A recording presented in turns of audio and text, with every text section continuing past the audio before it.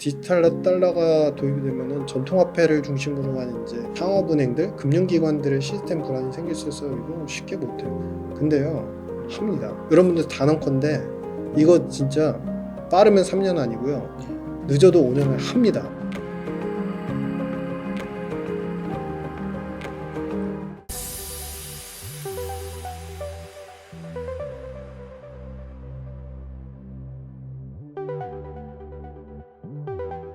그러면은 결국은 이 달러 패권이 계속해서 유지될 수 있는 것인가 어떻게 보시는지 궁금합니다. 달러 패권을 유지하기 위해서는요, 두 가지가 필요해요. 아주 쉽게 말해서 우리를 믿는 세력, 우리를 믿는 국가 연대가 있어야 되는 거고요. 두 번째는 뭐 미국이 부채 리스크가 있지만 사실 달러 패권이 있으니까 이게 어떻게 보면 닭이 먼저냐 달걀이 먼저냐의 문제인데, 패권이 있기 때문에 사실은 적자가 있어도 미국채를 사니까 그렇게 뭐 쉽게 무너지겠어? 그렇게 쉽게는 안 무너질 겁니다. 앞으로 10년도 사실은. 네. 근데 언젠가 종착지는 와요. 항상 와요. 이거를 제가 달러 패권에 대해서 과제를 과거의 스털링 블록으로 설명을 드리겠습니다. 잠시.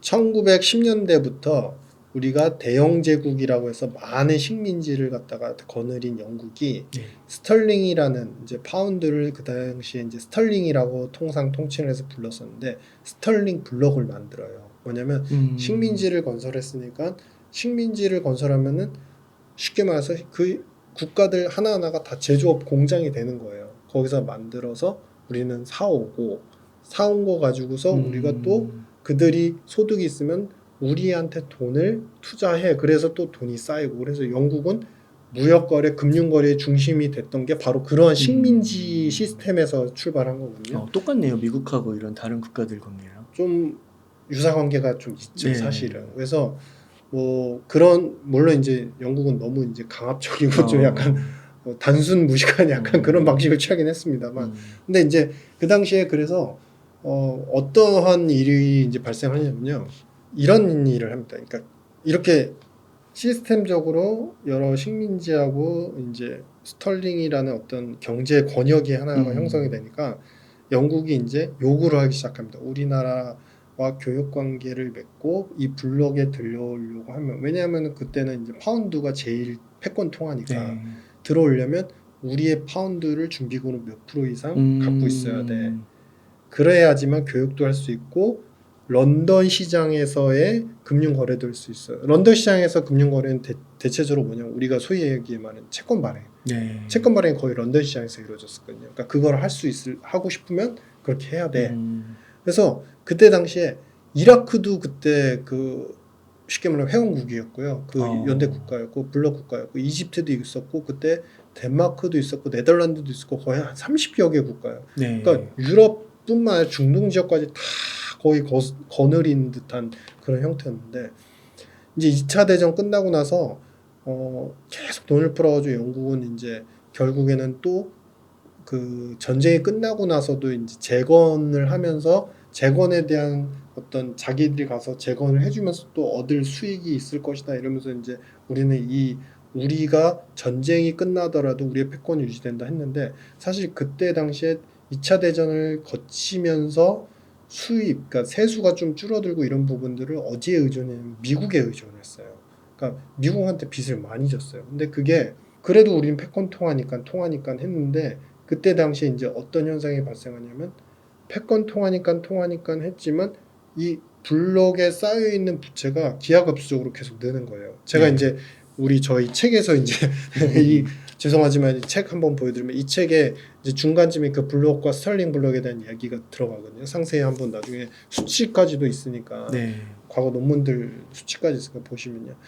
그러면서 이 블록에서의 전체 빚이 많아지니까요, 먼저 경제 규모가 작거나 약한 국가들이 1대1로 통화를 갖다 패깅을 해놨는데, 얘네 패깅이 됐음에도 불구하고 갑작스럽게 외국인 자금이 빠져나가면서 유동성으로 커버가 안 되니까 절하가 급격하게 됩니다.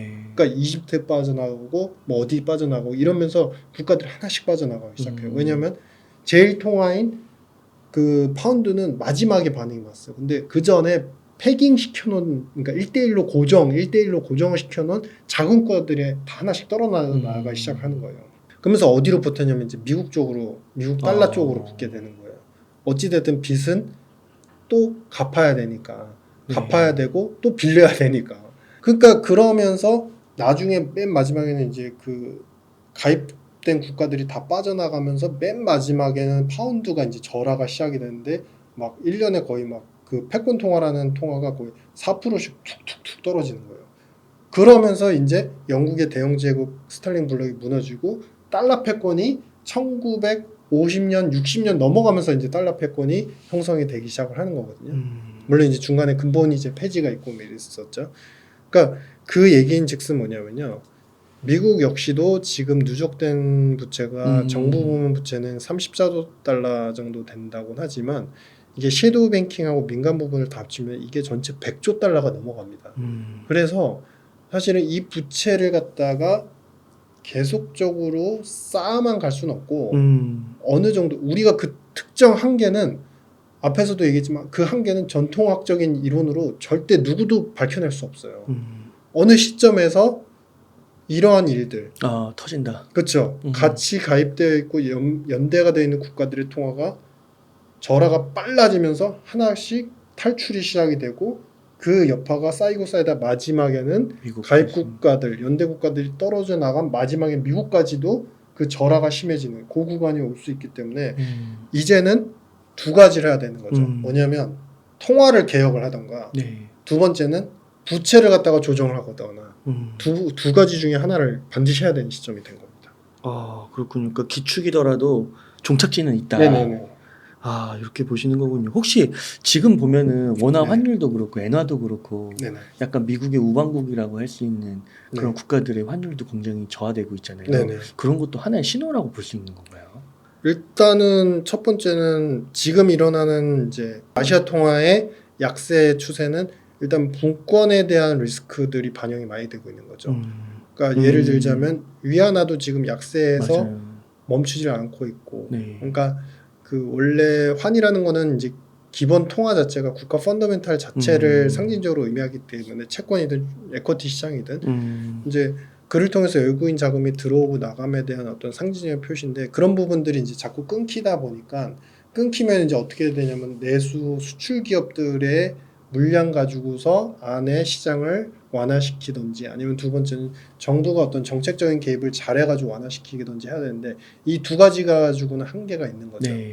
그렇게 약세가 보임에도 불구하고 약간은 혼자 좀 기뻐하고 있는 약간 좀 다른 형태이긴 한데 왜냐면은 이렇게까지 높은 상태인데 물가는 그렇게 급등을 안 하고 있어요. 왜냐하면은 외부에서 도입하는 에너지나 물론 최근에는 이제 호르무즈 해협 봉쇄 때문에 다 물동량에 대한 운송비에 대한 부담이 다시 생기겠지만 이들은 수출 기업들이 워낙에 미국에서 선전을 하고 있기 때문에 돈을 많이 벌면서 성장하는 구조고 물가는 이제 인플레 정상화로 회복이 된 상태이기 때문에 여기서 엔약세는 그들한테 수출 기업한테 또 도움을 주는 거죠.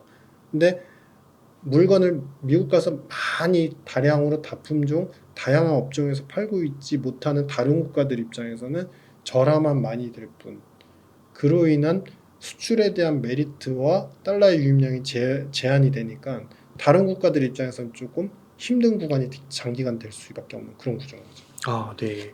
그러면은 미국이 아까 두 가지 방향 그 통화 개혁을 하든지 부채 조정을 해야 네네. 되는데 이런 쪽은 지금 잘 진행되고 있어가지고 달러 패권을 계속 유지할 수 있는 상황이라고 보시는지 궁금합니다. 이게 제가 이제 또 한 번 말씀드려서 죄송하지만 경제의 신은 죽었다 이 책에서 제가 말씀을 이번에 드리고 싶었던 내용이에요. 그러니까 미국 경제를 장기간 이제 제가 보아오면 항상 스토리가 있습니다. 그러니까 어떤 스토리냐면요. 우리가 그런 거 있죠. 나쁜 것과 그렇게 하면 안 돼. 나쁜 것과 나쁘지만 그래도 자기가 그렇게 해내는 것과 그건 좀 다른 거죠. 아주 쉽게 이제 예를 들어 드리면요. 그거죠. 달리기 선수가 있어요. 달리기를 엄청 잘하는 선수인데 이 친구가 많이 지쳤어요. 근데 다음 날에 또 경기가 있어요. 근데 경기가 있는데 뭐 스테로이드제 그러니까 위법성 막 그런 이제 약물 복용까지는 아니지만 이 친구가 이제 막 약간 운동화도 규정에 벗어나지 않게 약간 또 변모를 시키고 이 유니폼도 그 그렇고. 공기 그 음. 저항을 덜 받게 유니폼도 남들과 조금 다르게 거기에 막 좀 저항을 덜 받아서 몇 초라도 0점 몇몇 초라도 좀 아끼려고 그걸 막 바꾸고 이제 이런 것들을 다른 친구들은 할 수 없어요. 왜냐하면은 워낙에 이제 가난하고 그들은 운동만 열심히 했으니까 도덕적으로 보면 나쁘죠.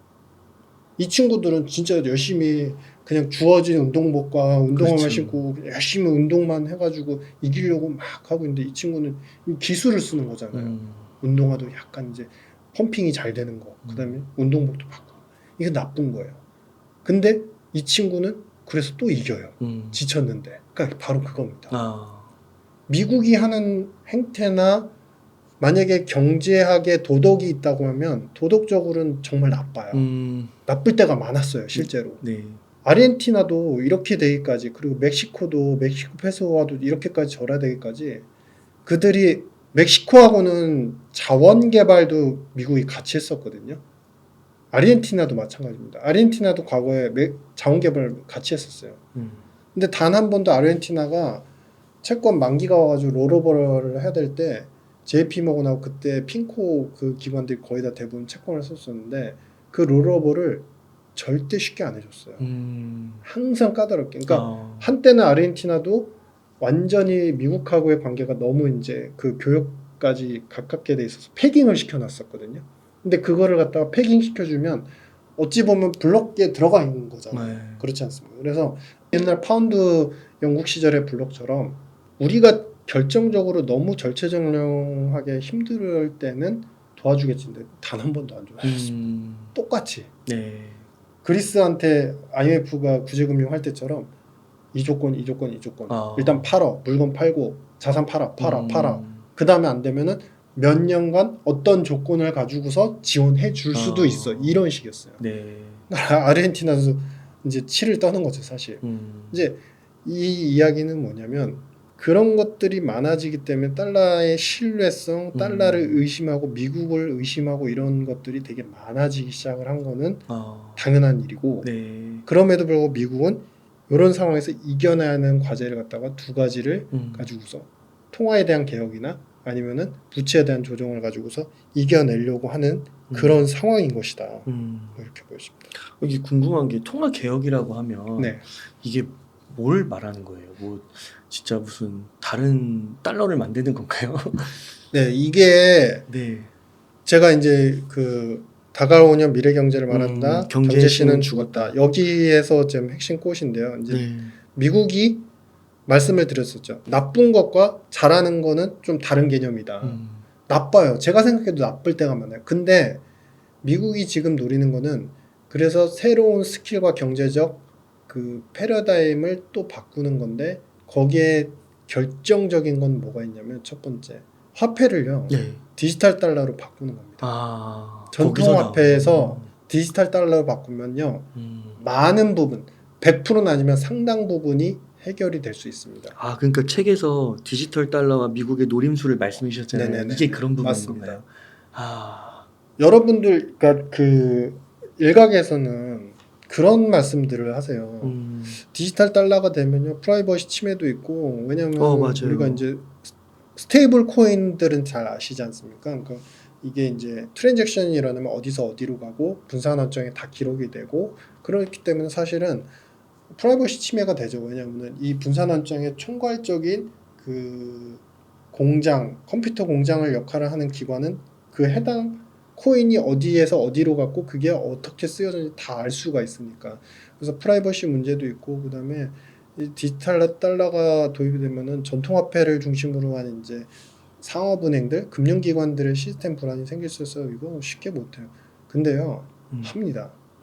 여러분들 단언컨대 이거 진짜 빠르면 3년 아니고요. 네. 늦어도 5년을 합니다. 디지털 달러요? 네, 합니다. 정말 이거 많이 대비를 하셔야 되고요. 이거 CBDC 이런 네, CBDC 중앙은행의 와. 이제 그 디지털 커런시 이거 하게 됩니다. 디지털 달러. 여러분들 제가 이쪽에 완전 전문가는 아니지만 그래도 여러분들한테 제대로 된 내용을 책에 좀 서술하고 말씀드리고자 제가 이제 그동안에 미국에서 발행했던 그 백서들 화이트 페이퍼들 이거를 갖다가 이제 시스템을 어떻게 가져가는지에 대해서 이제 많이 조사를 하고 연구를 했는데요. 사실 20년도, 21년도, 22년도 이때까지는 한 해에 나오는 페이퍼가 민간 기관과 페드 그다음에 그 재무부 다 합쳐서 한 40개 내외 정도였었어요. 네. 그리고 내용은 거의 다 정부가 그리고 페드가 발간한 페이퍼웍을 그대로 따와서 그럼 우리는 어떻게 할까? 이런 정도의 이야기들이었는데 최근에 구글링 한번 해보시면요. 민간 금융기관의 백서까지 다 합치면 100개가 넘어갑니다. 얼마 전에는요. BIS도 발표를 했었어요. 결국에는 이게 될 건데 되면 금융기관에 대한 어떤 그 금융적 리스크, 유동성 리스크나 이런 부분이 어떻게 될지에 대한 연구와 해결책들까지 스터디가 더 강화가 되고 있는 거예요. 세부적으로. 네. 그래서 이게 디지털 달러가 되면요. 지금 어떤 일이 발생하는지 총체적인 그림을 한번 말씀을 드리겠습니다. 네. 우리가 파티를 하는데요.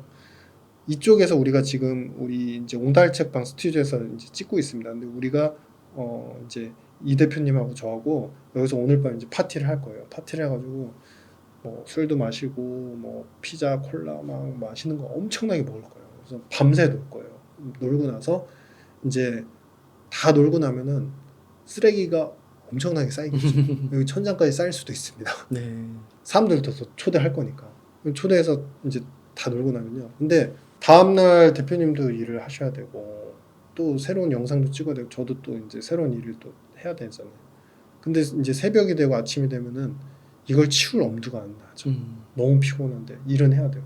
그때 제일 좋은 방법이 뭘까요? 뭘까요? 아직까지 그래도 우리가 여유가 있고 돈이 있으면요. 일단 옆방 돈 내고 빌려가지고 옆에 가가지고 하는 거예요. 아예 장소를 옮겨버려요. 장소로 옮겨버리는 거예요. 네. 근데 여기 이 장소를 그럼 버리냐? 그건 아니죠. 저쪽 가서 일을 하면서 기운 차릴 때마다 와서 치우는 거예요. 여러분들 오인하시는 거 그동안에 나왔던 이제 백서에 대한 내용들을 기반으로 오인하시는 거 몇 가지 말씀드리면요. 디지털 달러는 전통 달러, 화폐 종이돈하고 이거는 1대1 매칭입니다. 1대1 매칭이고 전체 화폐 발행, 우리가 근원 통화라고 하는 화폐 발행량에 들어가게 돼 있어요.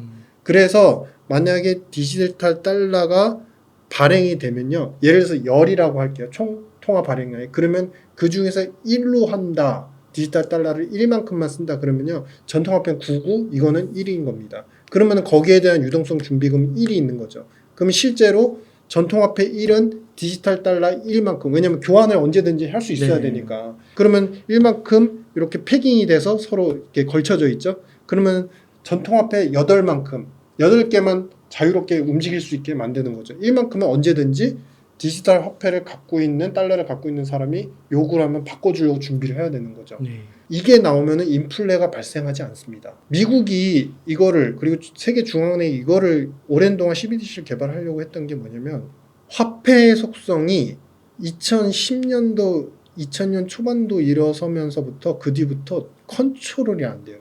우리가 우크라이나 전쟁, 러시아 우크라이나 전쟁 한번 떠올려 보세요. 그 물건에 대해서 우리가 통제를 할 수 있죠. 물건은 법적으로 통제를 할 수 있습니다. 즉 러시아 원유를 사면 안 돼. 제재를 할 거야. 이렇게 물건에 대한 것들을 통제할 수 있죠. 네. 그러면 우리는 쉽게 말해서 이 물건, 공급자 부분을 통제를 해서 이거를 못 사게 막아버리니까 법적으로 막아버리니까 러시아 유가는 막 떨어지겠구나. 그러면 물가가 잡히겠구나. 근데 중앙은행도 잘 못하고 미국 정부도 못하는 게 뭐냐면 돈에 대한 통제인 거예요. 돈이 이걸 사면 안 돼라고는 했지만 시스템만 우리가 그들이 통제 못하는 그런 경로도 있잖아요. 네. 당연히 이제 중국의 칩스 같은 중국 위안화 교역 거래 시스템들 이런 것들이 있는데 그런 경로를 타고 돈은 흘러갈 수 있어요. 그러니까 쉽게 말하면 돈에 대한 통제는 안 되는 거예요. 네. 돈은 어떤 통로든 개발만 하고 이 새길이 열리면 돈은 가게 되거든요. 그럼 인플레에 대해서 통제를 결국에 못하는 꼴이 되는 거죠. 물건을 사면 안 된다고는 했지만 돈이 가면 그 통제력은 다 상실이 되는 거니까. 그래서 중앙은행들이 어떤 통화 정책을 할 때 금리를 이렇게 결정하지만 실제로 뭐 예를 들어서 우리가 기준금리 3%로 정한다라고는 하지만 시장의 금리는 3이 아닌 4로 가 있을 때도 있고 또 어쩔 때 언더슈팅해서 2로 가 있을 때도 있어요. 그러니까 기대 심리가 더 반영이 되고 여기에서는 결국에는 자산시장, 금융자산시장에서 기대감이 먼저 반영되면서 돈이 더 많이 빠지거나 덜 빠지거나 거기에 또 한 가지 역할하는 게 이제 은행들, 금융기관들, 상업은행들의 역할도 있죠. 거기에다가 쏠리는 부분으로 돈이 더 가고 그러니까 이런 부분에 대한 통화정책의 효율성이 돈이 많이 풀리고 국가 전 세계적으로 부채가 많아지면서 이런 통로들이 다 막히기 시작하는 거예요. 그렇기 때문에 첫 번째는 인플레를 통제하기 위해서 이렇게 디지털 달러를 발행하는 부분이 있고요. 두 번째는 이 디지털 달러가 사실은 페드가 발행할 가능성이 큰 것 같아요. 근데 페드가 발행을 하게 되면 페드가 발행한 디지털 달러 1달러를 제가 갖고 있다고 할게요. 이 컴퓨터에 갖고 있다고 하겠습니다. 근데 여기에다가 이 스테이블 디지털 달러에도 금리를 부여를 할 수 있습니다. 쉽게 말해서 1년을 갖고 있으면 우리가 소위 말해서 0.2든 0.5든 거기에 따르는 이제 0.2 디지털 달러 코인을 받는 것처럼 이렇게 할 수가 있거든요. 그런 시스템을 만들 수 있는데 그러면 금리까지 주어지는 디지털 달러는 쉽게 말하면 예금을 갖고 있는 것과 동일한 거잖아요. 그러니까 네. 돈도 갖고 예금도 갖고 있는 그 기능을 다 갖잖아요. 네. 그렇기 때문에 상업은행들은 다 망가질 거다. 왜냐면 상업은행들의 기본 기능이 예금과 적금의 필요가 기능이니까 없는 거네요. 필요가 없어진다. 네. 그래서 이걸 시행 못한다. 아닙니다. 합니다. 매우 단순한 건데요. 이 부분에서 행간의 의미를 여러분 잘 읽으셔야 되는 게 뭐냐면 디지털 화폐는 디지털 달러는 빠르죠. 빠르고 송수진시 정확하고 이런 부분에 대해서 충분하게 메리트가 있을 수 있어요. 우리가 이것과 같은 거예요. 우리가 줄 서가지고 그냥 지점 가가지고 어떤 이제 우리가 은행 실제로 오프라인 가가지고 이렇게 예적금 들고 이러는 거를 굳이 뭐 온라인으로 하면 사고도 많다는데 과거에는 그랬거든요. 온라인 모바일 거래하다 보면 사고도 이거 그 돈이 딴 데로 가면 어떡해 뭐 그리고 뭐 그러다가 뭐 해킹도 당한다고 하는데 그거 어떻게 그때 그래가지고 예전에는 그거 굳이 뭐하러 써 그냥 집 앞에 있는 거 그냥 잠깐 갔다 오는데 그거 귀찮아 이랬거든요. 근데 지금 온라인 모바일이 무조건이잖아요. 기본이 됐잖아요. 똑같습니다. 편의성이라는 거는 금융 시스템에서 편의성은 모든 걸 다 압도해버려요. 그래서 디지털 달러를 갖고 있으면 대신에 상업은행들이 무조건 망가질 거라고 평가를 하지만 그렇지 않습니다. 상업은행들이 부여하고 있는 예금 금리는 이 디지털 달러에 부여된 예금 금리보다 조금 더 높게 해주면 되는 거예요. 이건 마치 입출금식 예금은 금리가 낮죠. 정기 적금 뭐 1년 3년짜리 금리가 높죠. 1금융권, 2금융권도 차이나. 네, 그런 식이 되는 거죠. 그것만 차별해 버리면요. 물론 예전만큼은 못하겠지만 시스템이 망가지고 없어져 버리는 일은 절대 생기지 않습니다. 그거를 페드도 알고 재무부도 알고 그다음에 그 BIS 같은 데도 그걸 충분히 지적을 했어요. 그래서 은행이나 금융기관들의 시스템을 계속 가속화시키면서 계속 성장을 시키면서 디지털 달러를 가져오는 그 요인들을 굉장히 구상을 하고 있고 거기에 대해서 금리를 갖다 이렇게 줄 거야 이렇게 줄 거야 구체적으로 언급하나 절대 안 합니다. 왜냐하면 그게 그들의 힌트가 되고 마지막 그 통화 변혁에 있어서의 가장 중요한 포인트가 되기 때문에 그건 실행 시점이 다가왔을 때 구체적으로 쫙 나래비를 세워가지고 페이퍼워크를 다시 발표를 할 가능성이 큽니다. 그 완전 노림수네요. 네네. 그렇구나. 그러면은 이제 그거를 만약 디지털 달러가 진짜 만약에 3년에 뭐 이런 식으로 움직이게 되면 네. 그동안 통제하지 못했던 그리고 뭐 달러 패권이 약해지는 것도 어떻게 보면 미국의 통제력이 약해진다는 말하고 통하는 거니까 그 부분을 되찾아올 수 되찾아오는 거죠. 아. 되찾아오는 거고 거기에 그러면 백서에는 명분을 어떻게 써놨냐면은 테러 자금이나 불법 자금, 범죄 은닉 자금의 통제를 위해서라고는 쓰지만 실제로는 더 큰 그림이 더 큰 그림이 있는 거죠. 그리고 잘 생각해 보시면요, 이게 부채의 그 조정하고 무슨 상관관계가 있어? 이렇게 질문하시는데요. 부채 조정, 그죠? 이거 되게 심플합니다. 이거는 백서를 굳이 굉장히 여러분들이 열심히 안 읽으셔도요. 옛날 스털링 블록 생각하시면 돼요. 파운드가 처음에 강세를 계속 갈 수 있었던 이유는 뭐냐면요. 파운드 스털링 블록 시대에 블록에 들어와서 수혜를 보고 혜택을 보려는 국가들한테요. 준비금을 몇 프로 이상 보유하세요. 아. 중앙은행 재무부 몇 프로 이상 보유하세요라고 규정을 내려버립니다. 네. 그러면 파운드에 대한 수요가 어떻게 되죠? 늘어나죠. 인위적으로 늘어나죠. 네. 그러니까 파운드가 강세를 보이는 겁니다. 음.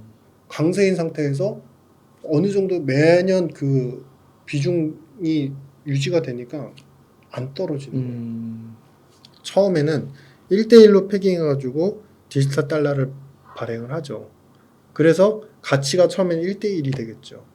그런데 미국이 IRA에서도 보여줬고 영국이 과거에 보여준 것처럼 미국과 금융거래 혹은 무역거래를 할 때 디지털 달러를 통해 명분은 만들기 나름입니다. 네. 디지털 달러를 몇 퍼센트 이상 반드시 사용하세요 라고 규정해버리면 디지털 달러는 디지털 1이 전통화폐의 1.5 가치를 가질 수가 있게 돼요. 그렇겠네요.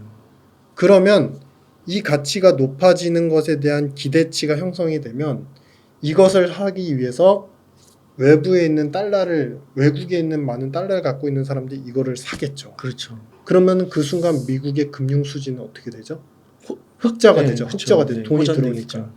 그러면 이쪽에서 쌓였던 부채와 이자를 이쪽에서 상쇄를 시키면서 녹여버리는 거죠. 야. 쉽게 말해서 처음에는 우리가 이 책을 잠깐 이용하겠습니다. 네. 이렇게 해가지고 물통이 똑같이 이렇게 있어요. 똑같은 높이인데 여기에 물은 꽉 차 있고 여기는 없어요. 근데 물을 조금 이렇게 엿다가 따르기 시작합니다. 이렇게 따르기 시작해요.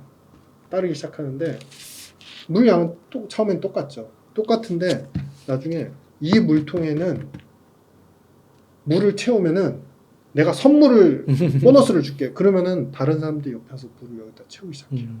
채우기 시작해요. 네. 그러면요 이쪽 물통에서 물이 빠져나갔지만 결국에는 여기에 있는 물을 다시 채울 수가 있죠. 그러네요. 시작은 요 책만큼의 물 1리터만큼만 가지고 시작을 했어요. 근데 나중에는 이게 2리터까지 다 채워졌어요. 그러면 전통화폐가 있는 기반에서 디지털 달러라는 것을 개발하고 통용하면서 그들은 야. 금융수지 흑자를 2배로 또 만들 수도 있다는 거죠. 극단적으로 보면. 이게 통화 개혁이군요. 네네. 네. 야, 이거 다가오면 미래 경제를 말한다. 부재는 경제의 신은 죽었다. 지은이 유신익 박사님 무조건 읽어봐야겠네요. 너무 흥미로운데요. 너무 최근에 감사합니다. 들었던 이야기 중에 네네네. 가장 뭔가 네. 새로운 네. 담론 같아요. 네네. 그걸 던져주신 것 같은데요. 영광입니다. 그렇게 말씀해 주셔서. 와, 이거 진짜 대박인데요. 네네. 야, 근데 이런 노림수가 진짜 이게 그 얘기하시는 분들이 많이 없으셔가지고 네네. 이게 유튜브 방송이나 뭐 공영 방송이나 마찬가지로 근데 이게 말씀하신 대로 그런 백서나 네. 수많은 그런 공인된 기관들에서 연구가 된 근거가 있다라는 것이잖아요. 그렇죠. 맞습니다. 와, 그러니까 이 노림수가 단순히 음모론 이런 게 그쵸. 아니라 실제로 네. 와, 그렇구나. 그러니까 이거를 자꾸 뭐 음모론인데 근거도 없는데 그거 아니고요. 백서를 보시면요. 네. 최근에 민간 기관에서 그 맥킨지 같은 데서도 이런 백서를 많이 쓰거든요. 대응책으로. 네. 근데 대응책에서 그런 얘기 많이 해요. 이제 그 금융기관 입장에서는 유동성에 대한 리스크에 대비해야 된다는 얘기를 많이 써놨어요. 네. 왜냐하면은 그건 거죠. 이제 디지털 달러를 분명히 금융기관에도 사용하게끔 규정을 할 텐데 그러면은 그 돈이 앞서 말씀드렸던 물통 논리 있지 않습니까? 그 돈에 1대1로 패깅해서 전통화폐, 전통 달러를 갖다가 예를 들어서 1억 달러만큼을 그들이 보유를 해서 이거를 디지털 달러를 이제 금융기관 거래에 쓸 수 있게 됐어요. 그러면 1억 달러만큼 현금을 놔둬야 되지 않습니까? 그래야지 이제 예전 테더 사건처럼 유동성 리스크 그렇죠. 이런 거 안 터지잖아요. 근데 이쪽의 가치가 많이 변동을 하게 되거나 이쪽이 미국 통화 정책을 쓰게 되면 그때부터 페드가 쓰면 이쪽은 바로바로 반영되지 않습니까? 왜냐하면 기준금리를 결정하는 기관이 자기가 통화를 발행하는데 효과는 바로 반영되지 않습니까? 그렇죠. 그러면 그로 인해서 이런 유동성에 대한 대응들이 오늘은 1억 달러만 채우면 되는데 갑자기 내일 1.2억 달러 채워야 되고 막 이런 변동들이 있을 수 있기 때문에 예를 들면 그런 유동성에 대한 리스크들을 어떻게 대비할지에 대해서 그 분야의 전문가들은 되게 많이 고심을 하고 있어요. 그리고 우리 이제 어쨌든 우리는 이제 미국하고 중요한 교육 국가이니까 우리 입장에서는 그런 국가들 입장에서는 이 CBDC 디지털 달러가 도입이 되면 그 시스템을 미국은 G7하고 일단 먼저 런칭을 하려고 베타 테스트까지 마쳤거든요. 네. 그러면 거기에 따라가면 되겠지 정도로만 생각하지만 그 이후에 시스템 안정 이후에 기반에 더 나아가서 우리가 생각해야 되는 통화 가치의 변동과 그로 인해서 우리가 연계되어 있는 통화들 거래하는 국가들의 통화 가치가 어떻게 변동할지는 사실 상상을 초월합니다. 저는 거기에 대한 대응을 구체적이고 계획적이고 충분한 유동성을 가지고서 지금부터 대응을 해야 된다. 그렇지 않으면 이건 물론 배드 시나리오예요. 배드. 아주 안 좋은. 그렇게 반드시 되는 건 아니지만 안 좋은 시나리오는요. 이쪽에 디지털 달러가 발행이 되고 다른 이제 그와 연대를 같이 해서 시스템을 같이 하는 국가도 디지털 통화가 발행이 됐을 때 이쪽의 가치가 너무 빨라지게 되면요.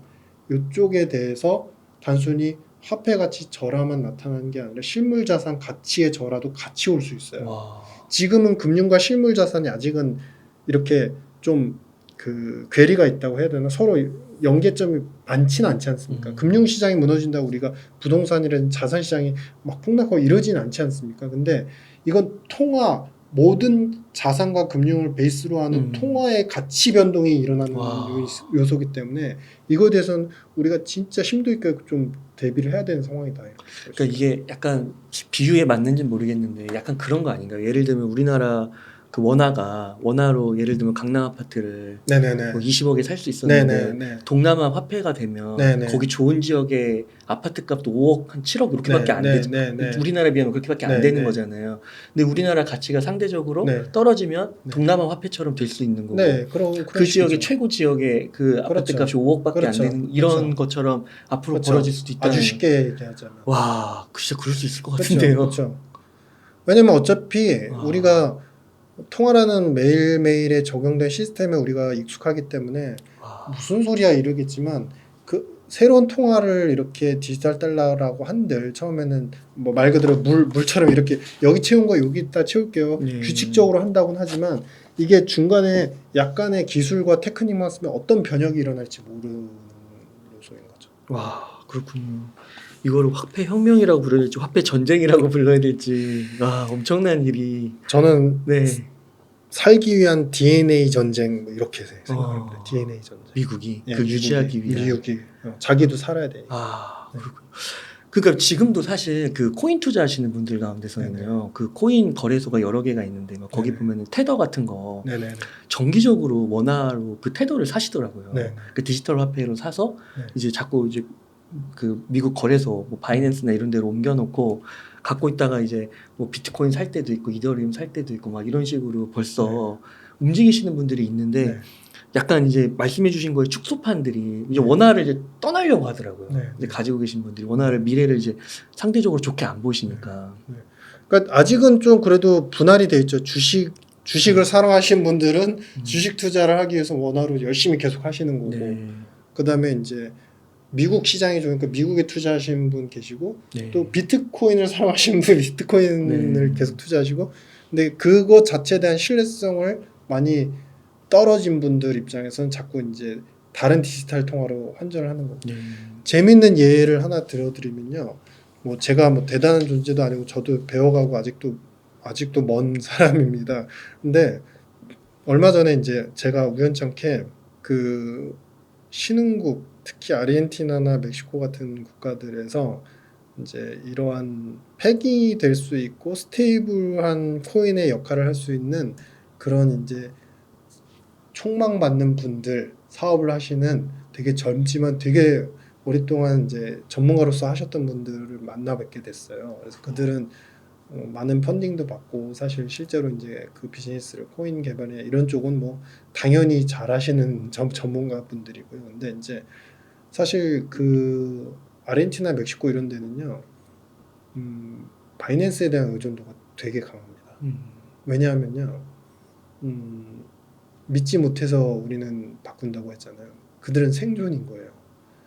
그 페소가요, 여러분들 잘 보시면요, 사과 주스 하나 먹거나 생선 하나 살 때요, 페소를 갖다 수십 장을 싸가요. 인플레가 너무 심해서. 근데 이게 통화의 가치 절하가 매일매일 막 너무 변동이 크니까 오늘은 이만큼 20장 가져가면 되는데 그 다음날은 40장 가져가야 되고 이런 일들이 다반사예요. 네. 가치 변동이 너무 심해서. 그래서 어떤 시장이 많이 이렇게 그 발달해 있냐면요.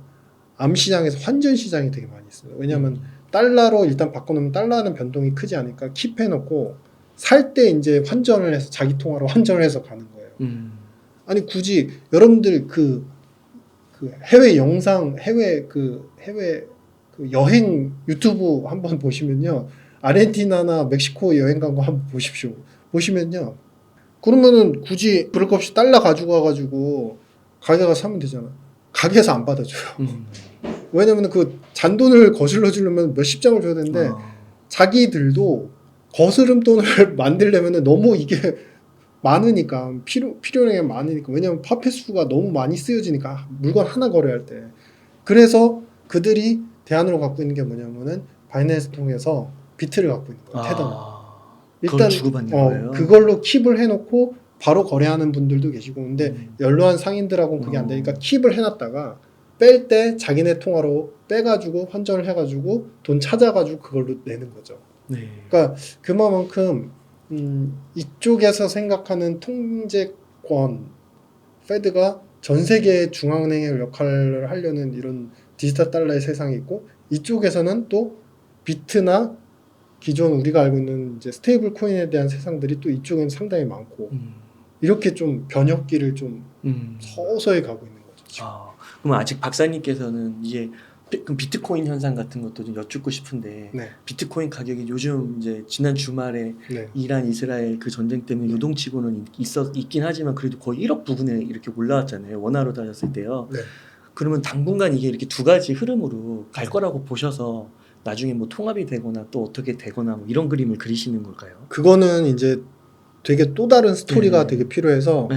상세히는 나중에 이제 출연 기회를 주시면 또 다음에 네. 말씀을 드리겠고요. 근데 간단히만 말씀드리면 승인을 해줬지 않습니까? 네, 맞아요. 지금 어느 나라인지 제가 지금 촬영을 하면서 너무 집중을 해서 잊어버렸는데 이더리움 현물 ETF도 어제였죠. 홍콩이었죠. 네. 그래서 승인이 됐고 이런 이제 승인이 이루어진다는 것은 일정 경제 권역에서 그들이 화폐의 그 트랜잭션뿐만 아니라 화폐에 통용되는 수단으로서 인정을 해준다는 건데 결정적인 화폐 기능은 못 얻을 겁니다.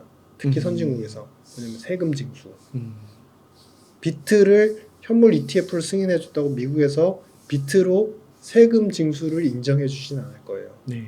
디지털 달러는 당연히 인정하지만 그러면 뭐냐면 한쪽 권역에서의 인정이라고 생각을 하고 물론 이제 비트코인 같은 경우 워낙에 이제 트레이딩을 잘 하시는 분들도 계시고 전 세계가 집중을 하는 자산이 돼버렸기 때문에 쉽게 뭐 이렇게 무너지고 그러진 않겠지만 어느 정도의 적정 가격 정도는 그러니까 예전처럼 쫙 이렇게 산을 형성하는 이런 그림은 아니다. 이제는 아니다. 네, 그런 정도 생각합니다.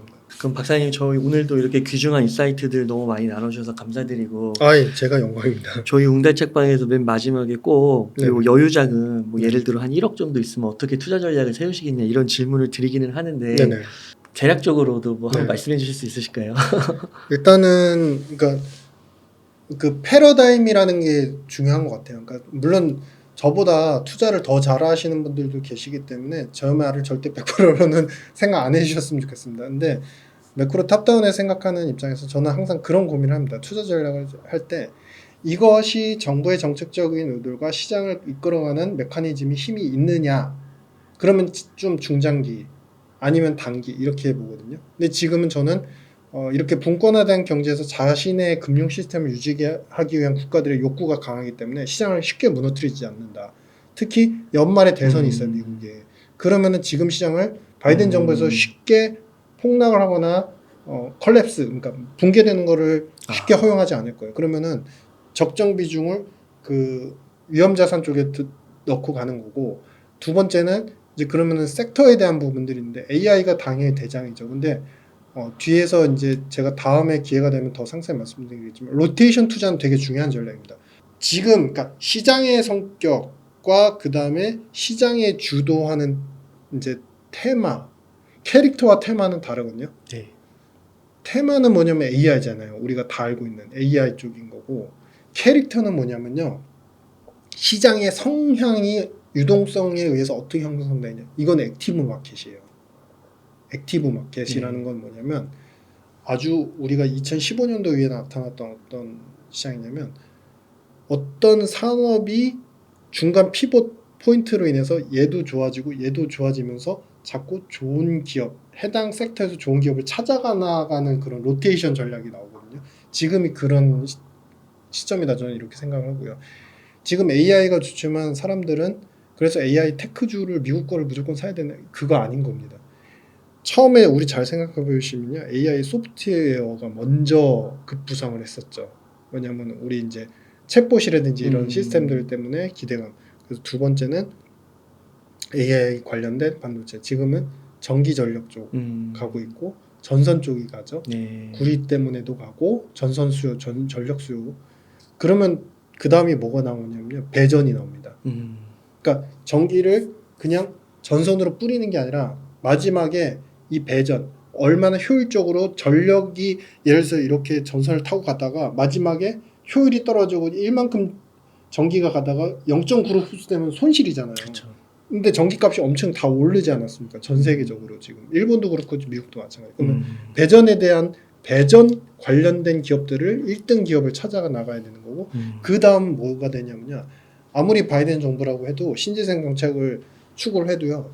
이 정도 시점이 되면은 전통 에너지나 이런 이제 우리가 가스라든지 LNG든지 이런 데에 대한 수요를 갖다 어느 정도 충당시킬 수 있을 정도로 좀 개발을 시켜줘야 돼요. 그래서 전통 에너지 산업도 우리가 봐야 되고, 그러니까 AI SIM이라는 기반으로 해서 로테이션 전략을 가져가야 되는 거라서 위험 자산을 그 로테이션 전략에 맞춰서 수개월 단위로 좀 변형을 시켜 나가고, 그 다음에 그 캐릭터는 액티브 마켓이니까 그런 이제 전략을 세우고, 자금의 배분은요, 이런 액티브 마켓에서는 섹터만 다르다면은 50% 이상을 어느 정도 에쿼티 자산에 넣어도 된다고 생각합니다. 근데 이제 항상 이렇게 액티브 마켓의 성격은 한쪽이 이렇게 쭉 가다가 확 무너지는 건 아니지만 상당히 오래 시기에 되기도 해요. 새로운 산업이 또 이렇게 급부상하고. 그렇기 때문에 최소 30% 정도의 현금 여력은 당연히 가져가시는 거고, 지금 마지막으로